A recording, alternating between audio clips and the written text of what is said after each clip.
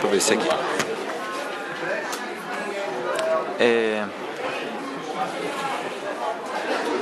Boechat, como o advento das mídias digitais impactou e impacta o telejornalismo?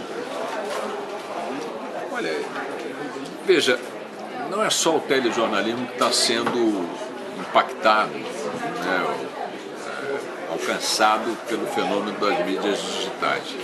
O jornalismo como um todo, né? Conteúdos que antes eram de produção exclusiva das equipes profissionais de cada redação passaram a chegar a essas mesmas redações graças a produções pessoais do cidadão que está na rua, que filma um flagrante, um acidente, um evento qualquer de interesse público e disponibiliza esse conteúdo quase que instantaneamente nas redes sociais, onde as emissoras não raro capturam parte desse material ou então recebem diretamente do seu espectador, do seu ouvinte, do seu leitor.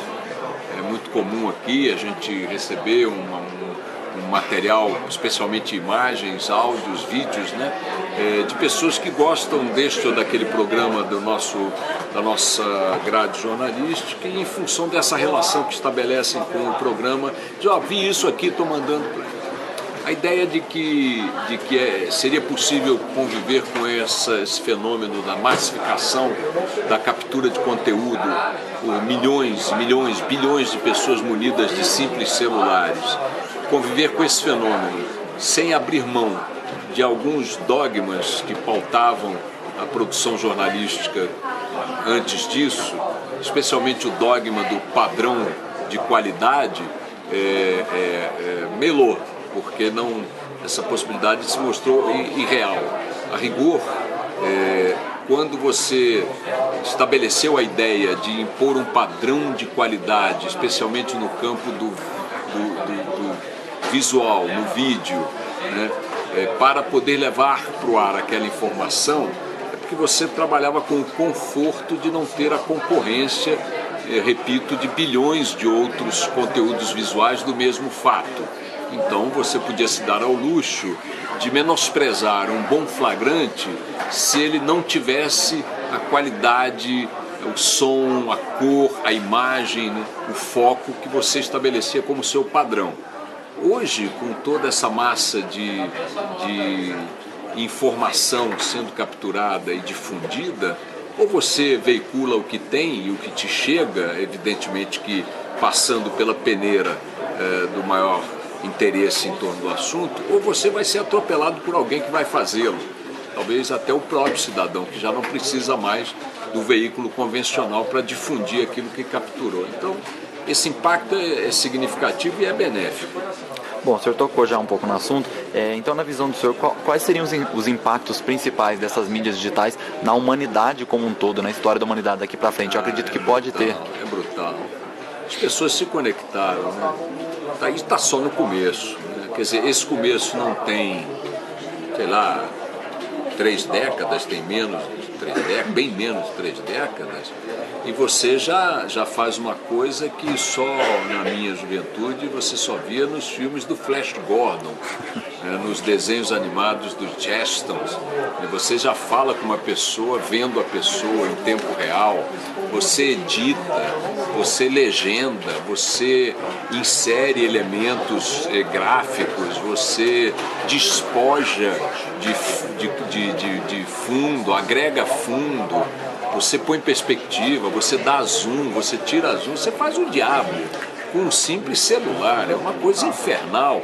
Agora, supondo que você fizesse isso sozinho na sua casa, tudo bem? Não, você faz isso conectado, ligado com milhões de pessoas que estão fazendo a mesma coisa e trocando esse tipo de interferência e de comunicação. Você imagina você pegar apenas o planeta e botar todo mundo em contato com todo mundo. Essa é certamente, né, a maior revolução pela qual o mundo passou, porque diferentemente de outras revoluções produzidas pelo engenho humano ao longo da história do homem, essas revoluções, máquina a vapor, a roda,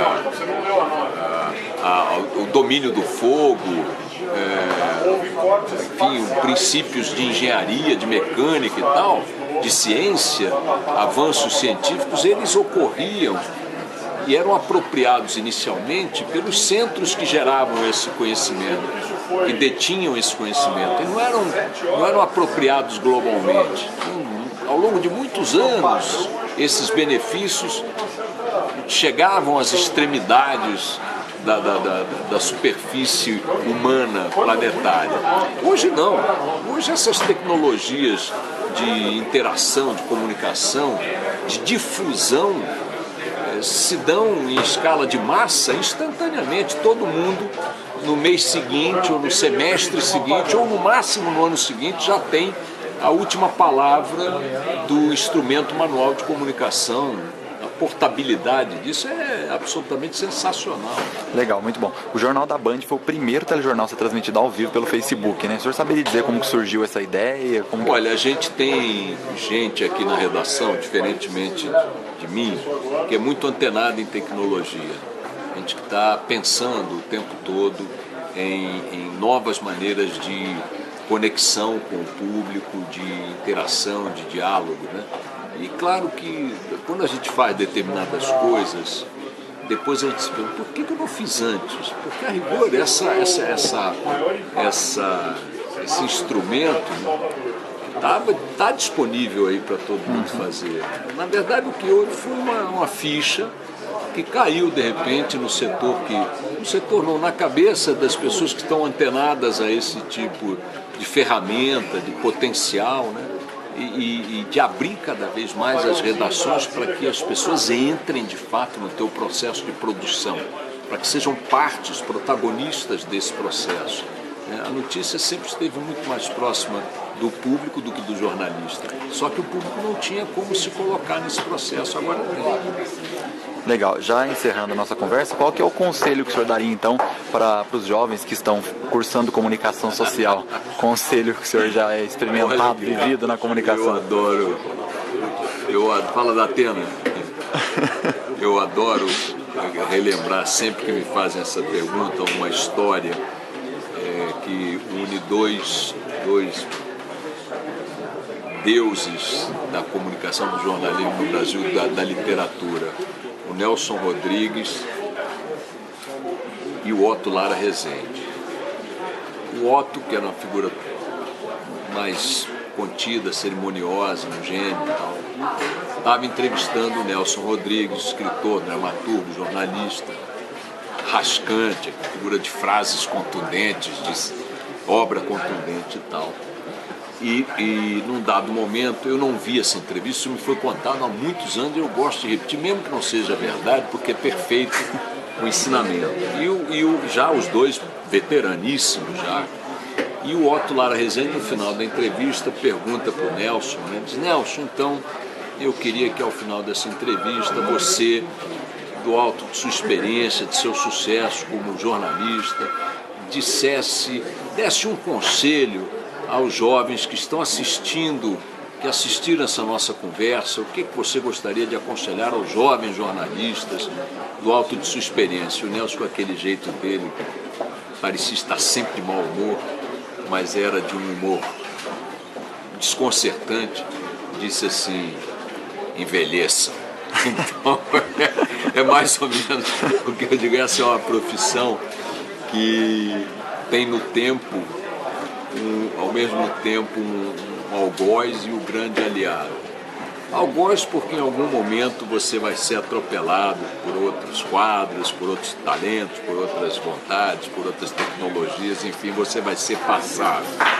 Mas é um grande aliado porque também não se aprende instantaneamente no jornalismo. O tempo determina muito o que você vai conseguir de fato realizar e o que eventualmente você vai conseguir prosperar nessa carreira. Eu não conheço nenhum talento que nasça pronto para o jornalismo, que apareça pronto para o jornalismo. Ele é construído, lapidado, amadurecido ao longo do tempo. Então é isso, envelheça. Bom demais. Vamos convidar o pessoal agora para participar do evento? Ok, pode ir agora? Pode ir. Gente, eu quero convidar a todos para que não percam, participem da... Peraí. Qualquer coisa Você tem quer aqui. vir pra cá? Vem pra cá, porque Tá. eu consigo baixar o olho, porque minha memória é uma merda. Isso, Posso ir? pode. Gente, eu quero convidar todos vocês para participarem do Em Pauta, que é uma iniciativa da terceira turma de jornalismo da Unifateia. O Em Pauta vai acontecer dia 21 de setembro no Teatro Teresa Dávila, em onde? Lorena. Em Lorena. Lorena. Então vamos lá. Vamos lá. Vamos lá. O Em Pauta vai acontecer dia 21 de setembro no Teatro Teresa Dávila, em Lorena. Não perca mesmo. Tchau.